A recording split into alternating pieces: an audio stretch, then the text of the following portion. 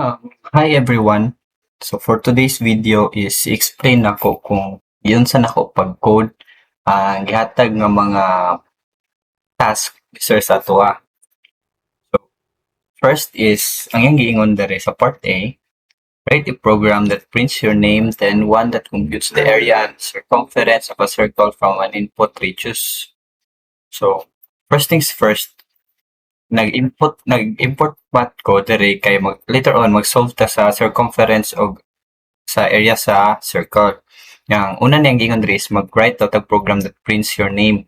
So una is nagbuhat ko og variable nga magbutang sa ako ang name, then sa ako ang last name. So gibot nga ako siya input so that nga interactive ang ako ang code. And then after that magbuhat ka og equation nga ma-add ang imong first name, then last name. So mo nang inani akong gibuhat nga equation. And after nimo magka-kuha og equation, is i-print nimo ang imuhang variable which is kaning full name. And so after that, since na naman kay inani, imo na rin ning i-run imong code. Then goes like this. So what is your first name? So akong first name is Kenneth. Then ako ang last name is Paluga. And iyang output will be Nara. Kenneth Paluga. And then after that, ang gingon niya diri is mag-compute sa area and circumference of a circle from an input radius. So diri magamit na nato ang atohang import math. Una is nagset variable nga radius nga word nga radius. Then diri nagamit ko float so that ang if ever nga ang iyang ihatag nga variable is na decimal point, so dili siya magka-error. Then yani kay gusto mo kung interactive ang iyang ihatag nga radius, gibuhat na ko siya nga float, then parenthesis, then input, then nasulod sa parenthesis is what is the radius of the circle.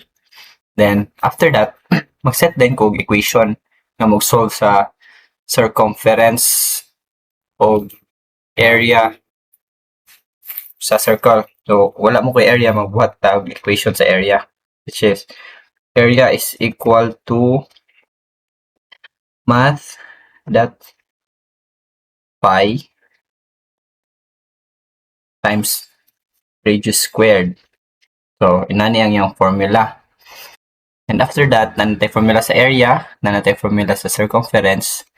Then i-print na din nato ang ato ang, since ang naraman diri circumference, wala man tay area, i-print pud nato ang area.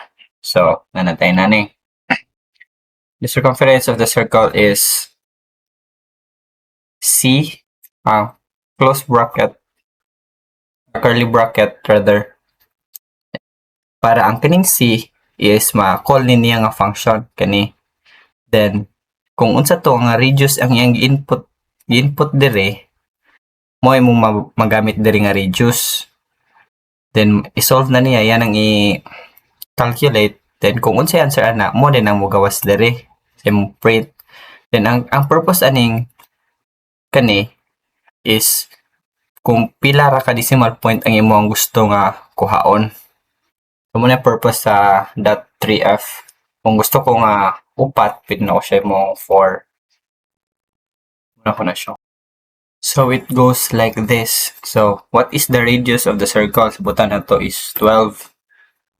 Then ayan, solve niya circumference ug ang ihang circumference, then ang ihang area. That's for the task number 1, which is kani. Next is mag-write the function using a loop and test it for n is equal to 5, 10, 20, 100.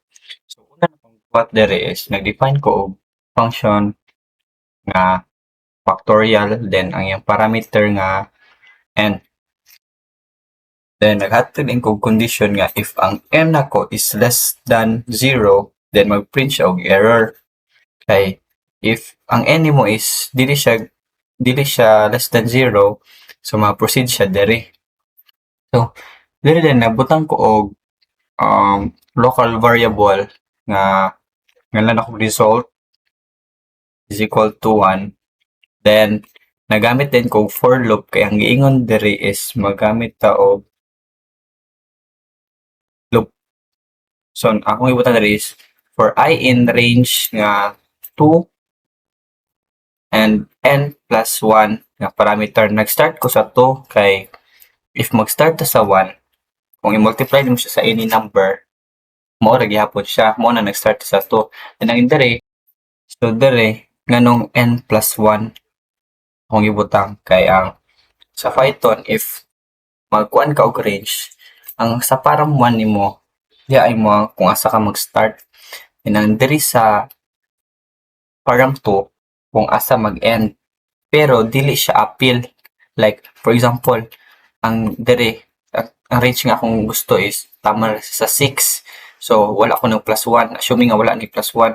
Yan 6 ra dere akong ibutang. So ang output ana kay 2, 3, 4 and 5 kay wala man siya labot dere.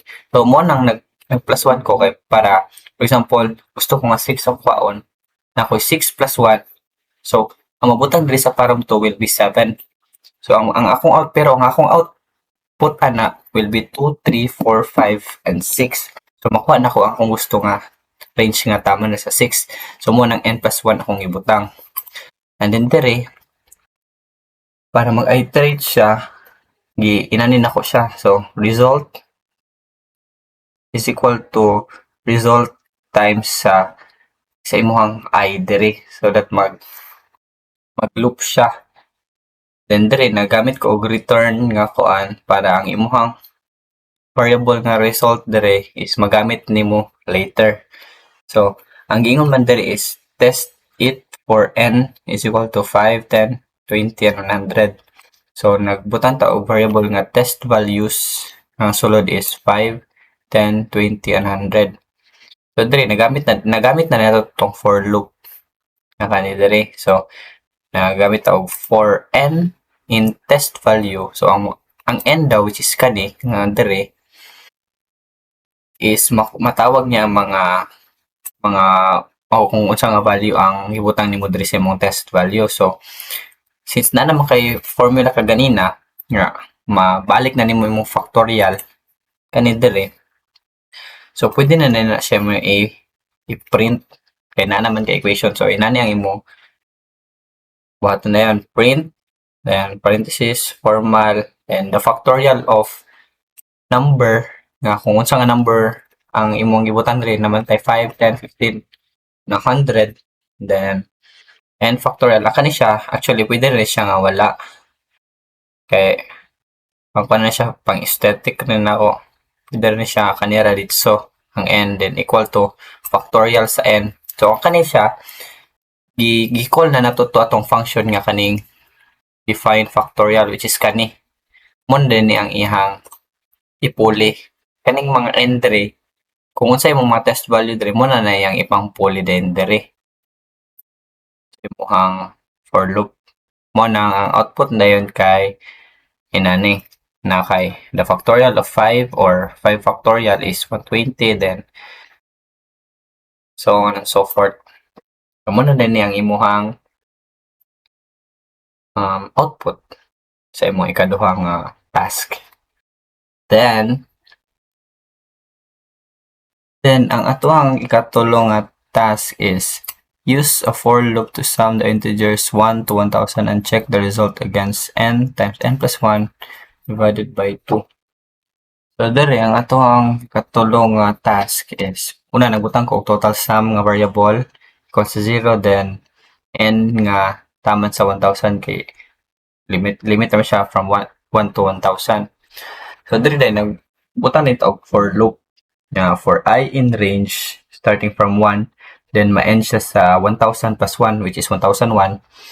Pero ang giingon ako kaganina kay kung unsa imong ibutan diri nga number is mo siya kibali ang boundary. For example lang kay 1000 plus 1 1001 ang imuhang param to ang output ani is 1 to 1,000 lang. Then dire, para mag-iterate siya, is ibutan ako siya nga total sum is equal to total sum plus I.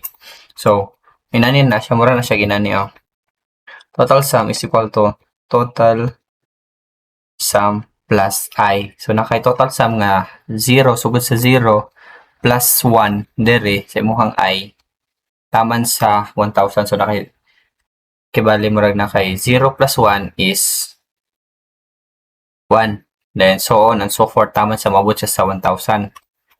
Then, after nimo buhat sa imong for loop, may mo na kasi imong formula. Nga, ang given nga formula dire is n times n plus 1 over 2. So, nakay formula dire nga n times n plus 1 over 2.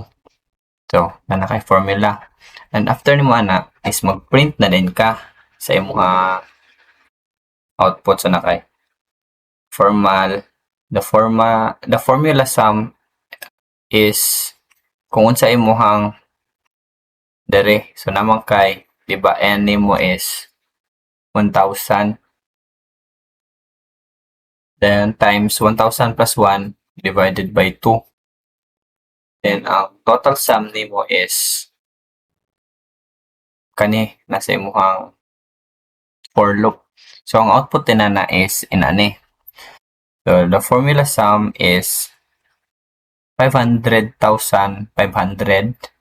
And imong total sum po is 500,500.